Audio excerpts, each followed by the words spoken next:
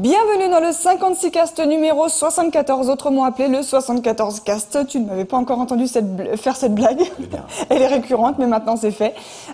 Aujourd'hui, on parlera... Attends, devinez quoi? On parlera de musique parce que Sofian Fallen des Jours est là. Bonjour Sofian. Bonjour Camille. Lesjours.fr, hein, donc ton nouveau média. Super bien média. Ça rend vachement bien, je trouve.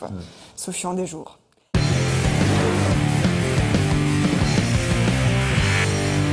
On va parler d'actu un petit peu avec la Commission européenne qui fait des reproches à Google en l'accusant, devine quoi, d'abus de position dominante. Comme original, comme une fois tous les trimestres à peu près. Là, en l'occurrence, ça concerne Android. Ils ont ouvert une enquête il y a un an, donc en avril 2015, et finalement, ils ont fait la conclusion là et ils ont expliqué à Google tout ce qu'ils leur reprochaient à propos d'Android.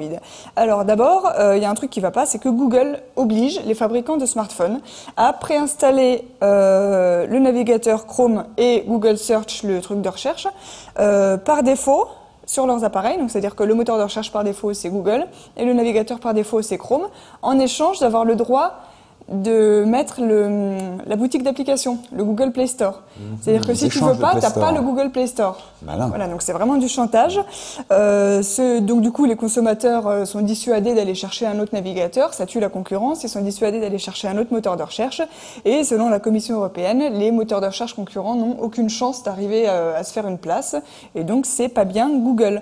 En plus de ce chantage, Google aurait des incitations financières, enfin proposerait des incitations financières pour installer Google Search par défaut, donc non seulement aux opérateurs de téléphonie, mais en plus aux fabricants. Si c'est pas le fabricant qui le met sur le téléphone, c'est l'opérateur qui le rajoute avec sa surcouche. Donc c'est vraiment sale parce que, rappelons-le, on a l'impression en France en tout cas que tout le monde a des iPhones, mais à l'échelle européenne, Android c'est quand même 80% des smartphones. Donc un truc par défaut mis sur 80% des smartphones, ça monopolise un tout petit peu le terrain, quoi. Et autre gros reproche, c'est que Google limite le développement de versions alternatives d'Android. Alors, il y a un Android de base qui s'appelle l'Android Source Project, c'est AOSP, le sigle. Et c'est un code source ouvert, donc tout le monde peut le reprendre, le modifier. Et les constructeurs le modifient. Il y a HTC qui fait une version qui s'appelle HTC Sense, je crois.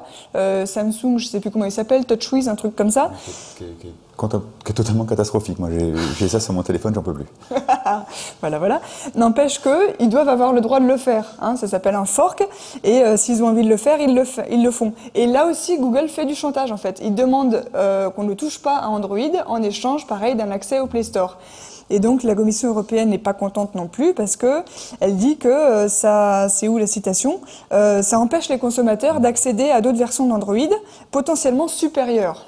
Alors c'est pas sympa pour Google et apparemment c'est pas le cas. Il y a plein de choses qui pourraient être supérieures, quoi, parce que c'est hyper verrouillé tout ça. Mais il faut le laisser ouvert. Alors Google s'est défendu en disant mais on peut très bien faire un fork et puis très bien s'en sortir sans qu'il y ait le Play Store dessus. Par exemple, regardez Amazon, ils ont Fire OS avec l'Amazon boutique ou je sais pas comment ça s'appelle. Sauf que moi je connais personne qui a un téléphone sous Amazon, donc ça a pas l'air d'être si intéressant que ça. Pour les tablettes éventuellement, quoi. C'est pour les tablettes Fire, etc. Pour les Kindle. Mais ça rappelle un peu cette affaire, ça rappelle un peu les affaires de Microsoft avec la Commission européenne quand même, qui s'était pris des énormes amendes, un peu pour la même chose, parce qu'ils avaient imposé Internet Explorer, ils imposaient Windows, etc. Et ils s'étaient pris des amendes pour les mêmes raisons. C'est toujours ça, c'est de la vente liée, quoi. T'as le téléphone et t'as les logiciels de la même entreprise qui vont avec. Alors à partir de maintenant, Google a 12 semaines pour préparer sa défense. Pour l'instant, leur première réaction à chaud, ça a été « on voit pas le problème, ces accords de partenariat sont volontaires ». Non mais d'accord, le chantage c'est toujours volontaire, mais c'est du chantage. On a attaché ce monsieur sur une chaise, il était vraiment volontaire. Et en plus, il faut pas qu'ils se plaignent parce que Android est gratuit pour les fabricants. Donc franchement, on pourrait leur faire payer. Ça va quoi. Oui. Enfin, je pense que Tristan Nito aurait un truc à dire. Je voudrais bien payer un Android meilleur que celui que j'ai sur mon téléphone. Les cochons et la nourriture gratuite. Ouais, je pense. Payer, mais oui, non, mais c'est tout le truc d'aujourd'hui. C'est t'as Google gratuit ou alors t'as d'autres solutions plus confidentielles, payantes, peut-être un peu plus éthiques. Enfin voilà, donc Google a 12 semaines pour trouver une réponse un petit peu mieux que ça, et s'il n'y arrive pas, il pourrait se voir infliger une amende qui pourrait aller théoriquement, et ça serait chouette un jour, enfin ça me ferait rigoler, jusqu'à 10% de son chiffre d'affaires annuel. C'est combien à ton avis le chiffre d'affaires qu'il déclare sur sa feuille d'impôt ou oui. Ce chiffre d'affaires c'est celui-là. 3 €? À ton avis... Non vas-y, à ton avis c'est combien le chiffre d'affaires 2015 de Google? Beaucoup. En gros... C'est juste une question de 0 milliards, pour voir si tu es bon. 500 milliards. Oh non, non quand même pas. 6,5 milliards. Ah, ouais, ça va. Ça ferait une amende de 6 millions d'euros. Pas mal. Non, ça c'est... On pourrait accueillir les migrants avec ça. Peut-être que l'Europe pourrait... 600 millions d'euros. Peut-être que l'Europe pourrait accueillir des migrants avec tout cet argent. Voilà un bon projet. Taxons Google. Allez. Personne n'y a jamais pensé à taxer Google pour accueillir les migrants.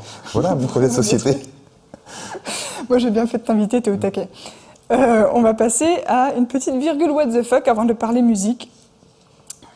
Vous connaissez FaceSwap, l'application qui permet d'échanger des visages entre deux personnes.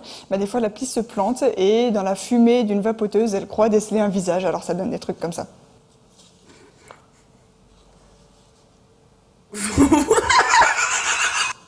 C'est super beau. C'est vrai. Ah, c'est très poétique. Ouais. Ah, c'était une vidéo de Dorit Shank.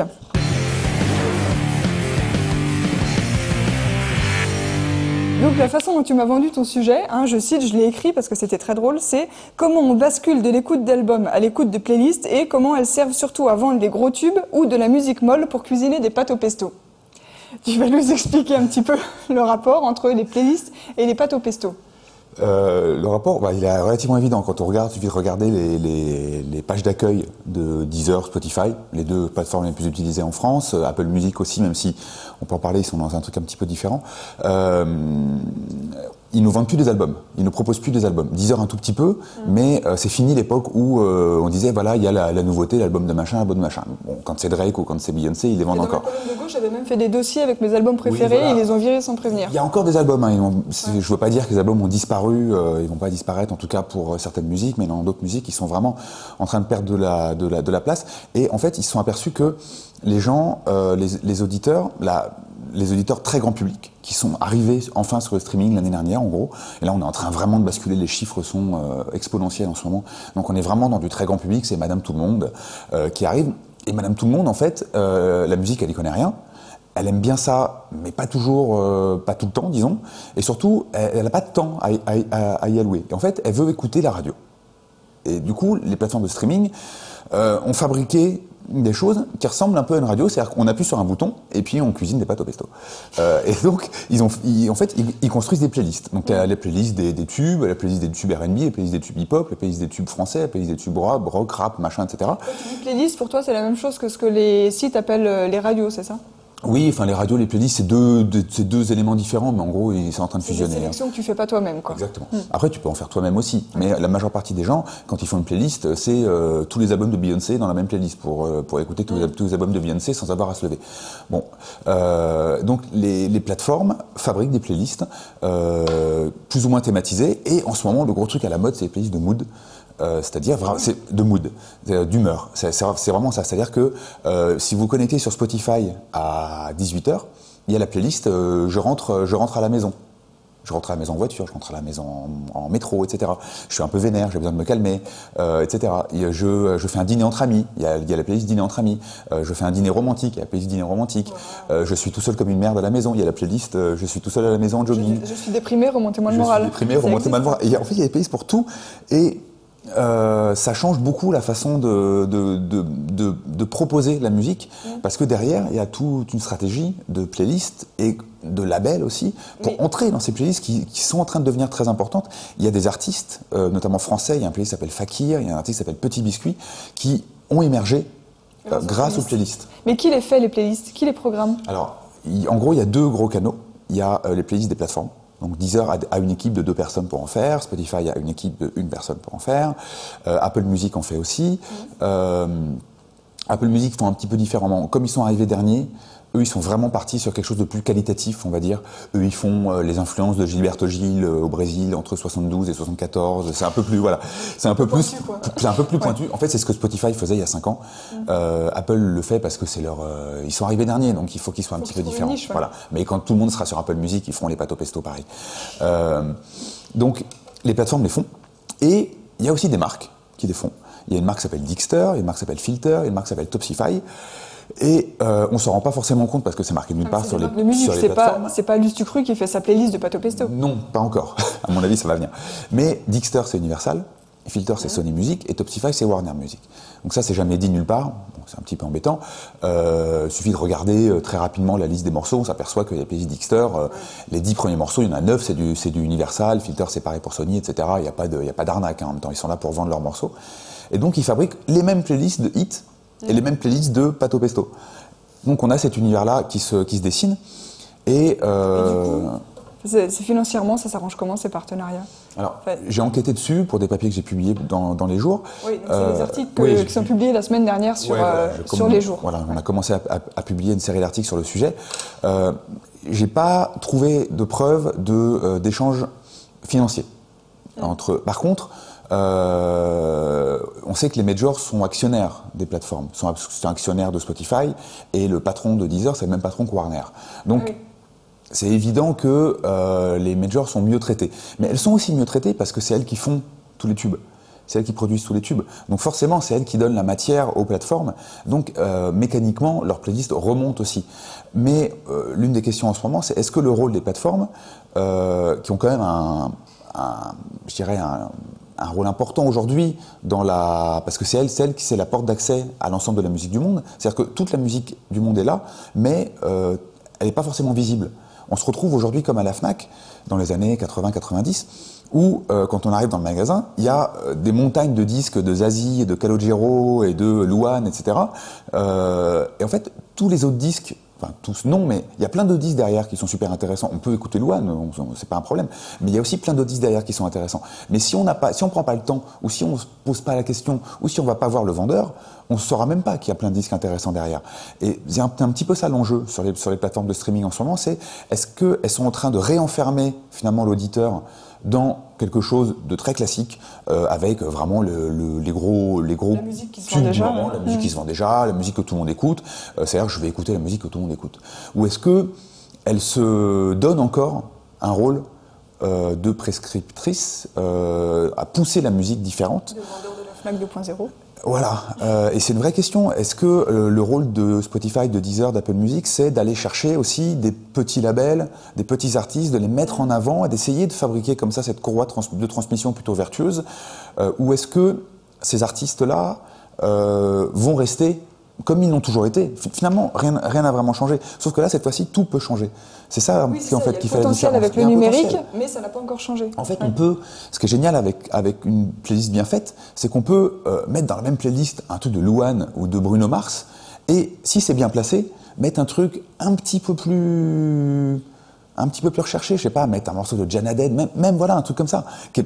Jana Dead, elle fait un Olympia, c'est bon, elle passe à la radio, c'est pas non plus un truc, c'est pas du rock psychédélique péruvien des années 70. Mais ça, c'est ce que tu mets dans tes playlists à toi. Voilà. Mais musicalement, c'est un petit peu plus recherché, ça gratte un petit peu plus.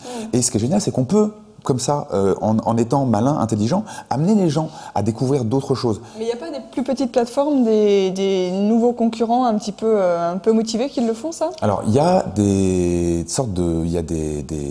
chaînes sur YouTube et sur SoundCloud qui sont très suivies aujourd'hui, qui s'appellent Délicieuse Musique pour la France, Electroposé. Il y a une chaîne allemande qui s'appelle Majestic Casual aussi. Il y a une chaîne britannique qui s'appelle The Sound Unit, pardon. C'est sur quelle plateforme, ça? Sur YouTube et sur SoundCloud. Et ils viennent d'arriver aussi sur les plateformes de streaming classiques. Parce que pour les plus jeunes qui sont sur YouTube et sur SoundCloud, Spotify, Deezer, c'est vraiment un peu un truc de vieux. Sur YouTube, je conçois que tu peux créer tes chaînes toi-même, mais tu peux sur Deezer.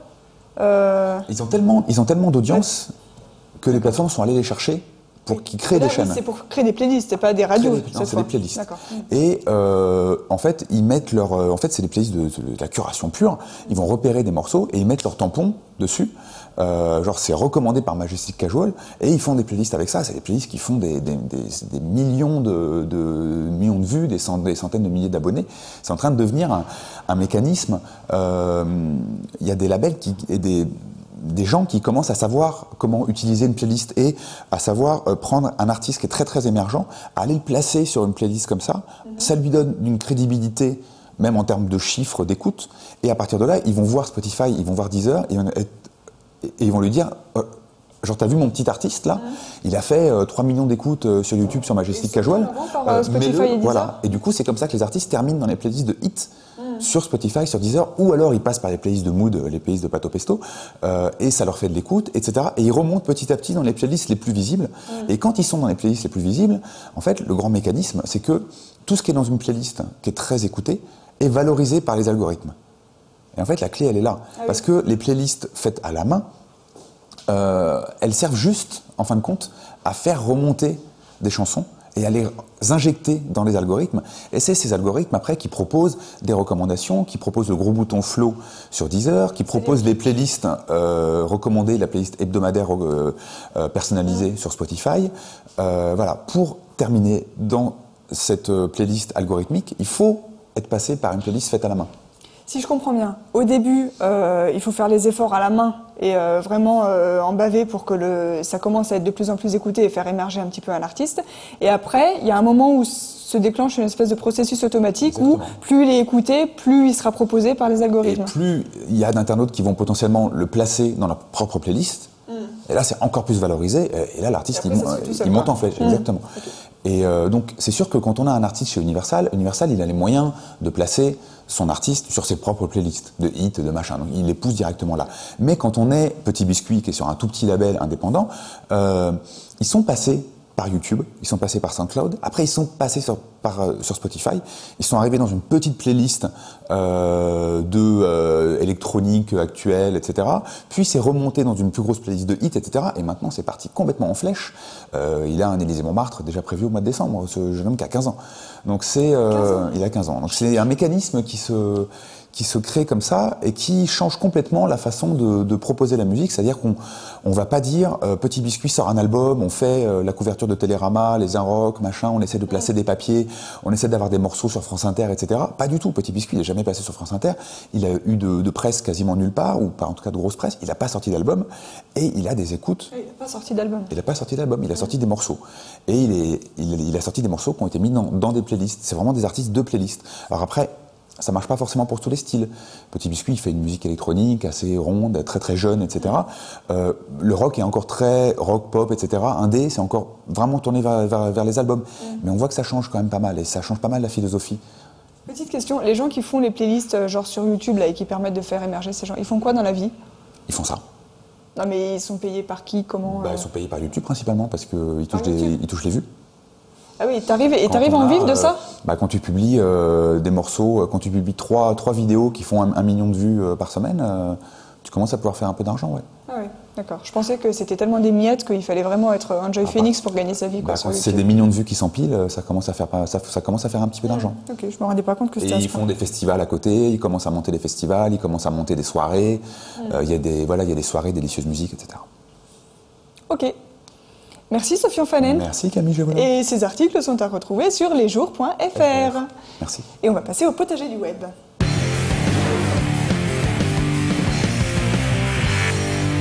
Alors c'est un sujet dont on avait déjà parlé en 2010, à l'époque on s'appelait pas le 56cast, mais écran.fr le podcast, oui.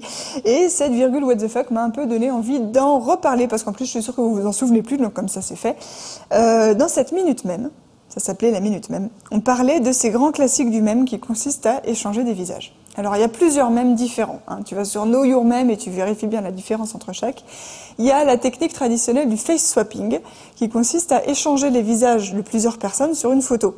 Donc à l'époque ça se faisait manuellement, on allait sur Photoshop, on prenait des cours sur YouTube et tout ça, et puis on échangeait les visages. Alors il y avait un site qui avait fait ça par exemple en 2005 qui s'appelle Something Awful, qui proposait une série de photos de grands-pères tenant un bébé dans leurs bras, et ils avaient échangé le visage du gamin et du grand-père.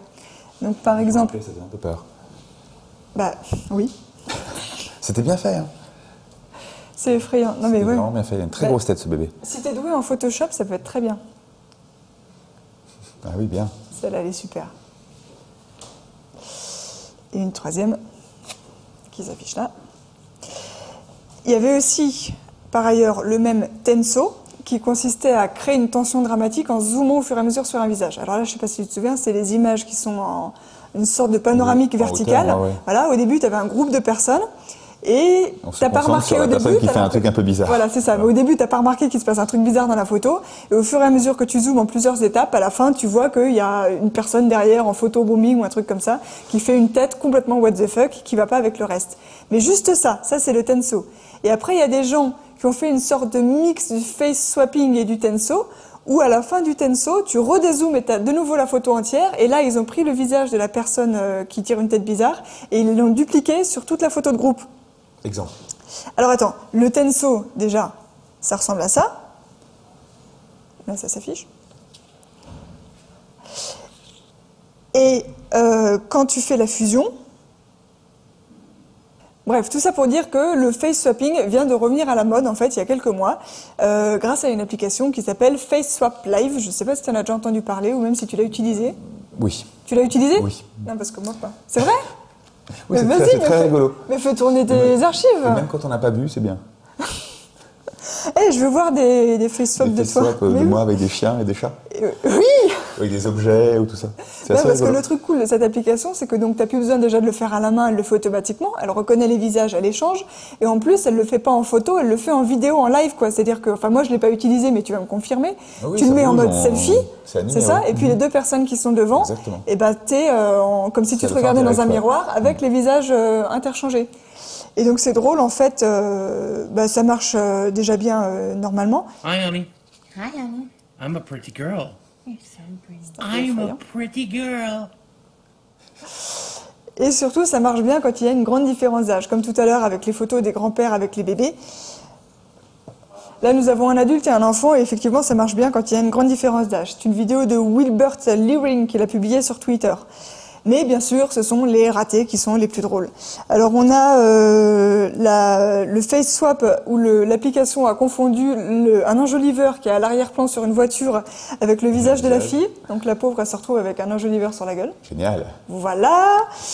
J'aime bien cette grand-mère aussi qui a utilisé, oui, parce que tu as une fonctionnalité pour mettre une tête de chien et une tête de chat si t'as pas de copain à disposition pour échanger, quoi, c'est ça.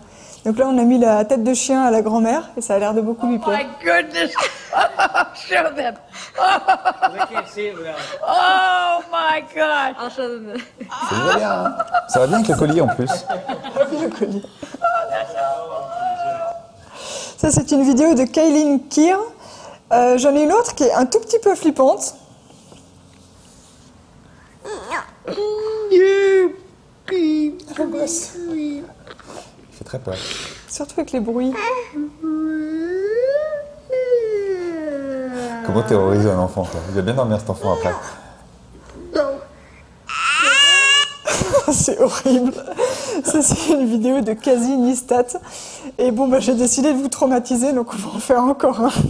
C'est un face swap entre un vlogueur qui s'est dessiné un visage autour du téton Oui, ça marche bien ça. et sa copine au lit. Oui, il suffit que tu dessines un visage et Et oui, ça en fait, il fonctionne. dessine un quoi. visage même sur une feuille ou sur de la buée ou sur un truc et en fait, il prend ça pour un En gros, visage. t'as deux ronds, un Ou trait même et sur une il pochette de marche, disque, quoi. ça marche aussi et tout, c'est assez rigolo. Tu crois que c'est fait exprès ou que c'est un bug de l'application? Voilà, c'est la reconnaissance de visage, je pense. Ils l'ont fait Ils l'ont exprès de peut-être- très large pour que ça ils soit l'ont- fun, non? Probablement, ouais. Ouais. Parce qu'ils auraient pu éviter ça. Oui. Mais c'est ça qui est drôle. C'est ça qui est drôle. Donc voici le face swap de téton. It's not quite. Oh my God! Oh The most disgusting thing I've ever seen. Wait, how do I make this Did bit you go? just save it? Here we go.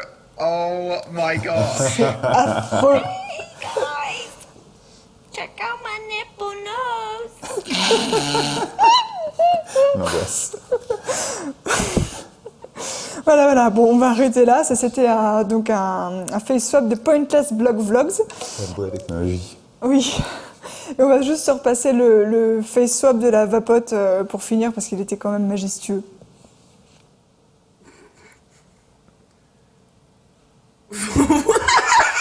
C'est super beau. Il y a vraiment moyen de faire des trucs super. Ça fait comme un dessin animé. Je sais pas s'il y a des gens qui ont fait des trucs un peu plus créatifs avec ça. Je sais J'essaierai pas, de mais trouver. probablement. J'essaierai de trouver.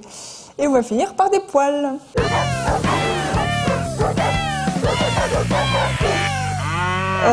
Alors, je sais que toi, tu es un amateur de beaux pulls. N'est-ce pas? C'est toujours à la pointe de la mode. Oui. Hein. Et donc, j'ai choisi ces poils pour toi, parce que ce sont des chèvres naines guinéennes du Nigeria. J'ai pas compris comment elles pouvaient être à la fois guinéennes et du Nigeria. Elles sont originaires de Guinée et puis elles sont allées au Nigeria, ça arrive. Un truc comme ça, qui ont des petits pulls, et c'est trop mignon. Ah, je pensais que c'était des pulls faits en chèvre. Non. Ah, d'accord. Ça n'a aucun intérêt. Regarde. C'est effectivement très mignon. Mais il n'y a que les petites chèvres qui ont des pulls. Ils avaient pas assez de laine pour Pas faire la les grande. grandes. Ou la flemme un peu. Et avec quelle laine ils font les pulls? On sait. Bah, pas la leur, j'espère. Ça se fait pas. C'est comme les ânes dans le Poitou. Quoi, ils ont des pulls? Ils ont des pulls et des pantalons. Et lui aussi. Il a pas un col roulé en plus? Ah, mais c'est trop bien, c'est trop bien.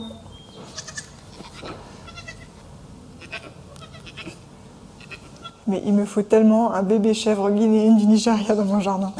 Le problème, c'est quand ça devient une grosse chèvre nigérienne dans ton jardin. Moi j'aime bien les Sans chèvres, pull. ça me dérange C'est pas. moins bien. Non. Non, bon, d'accord. Non, c'est bien aussi. Alors, T'aimes pas bon. les chèvres? Si, j'aime bien, c'est encombrant, mais il faut avoir de la pelouse, quoi. Merci Sofian. Merci, Camille. À la semaine prochaine.